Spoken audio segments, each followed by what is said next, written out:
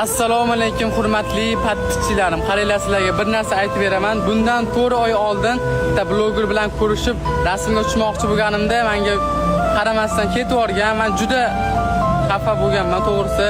Odam qilgan ishni odam qiladi. Bir kun men ham podpischim ko'p bo'lsa odamlarga yaxshilik narsa ulashaman deb просто niyat qildim bo'ldi.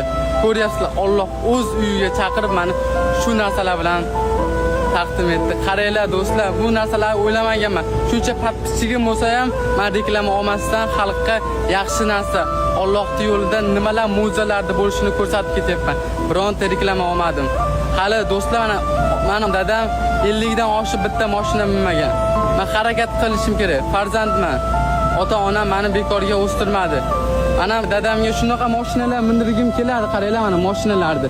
Hammani otasiga shunaqa mashinalar minish nasib qilsin do'stlar. Shuning uchun do'stlar, hech kibrlanmay, odam qilgan ishni odam qiladi. Mana ko'ryapsizlar, Dubaydaman hozir. ChatGPT'gami, Google'ga ham yozib ko'ringlar. Dunyodagi eng qimmat mehmonxona mana do'stlar, ko'ringlar, Dubaydagi. Xullas do'stlar, niyat qildim. Inshaalloh ota-onam bilan shu yerda bir kun yashayman. Inshaalloh orzu qildim. Niyat qildim va erishishga harakat qilaman. Do'stlar, hammaga nasib qilsin, kibrlanmang bu hayotda, chunki hammasi o'tkinchi. Shuncha mashinasi borlar ham mana hozir harakat qilib yuribdi hayotda.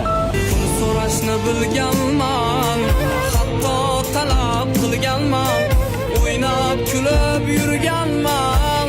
Dadamga qiyin ekan, faqat bizni o'ylagan, mehnat qilib tinmagan, birovdan kam qilmagan. Dadamga qiyin ekan.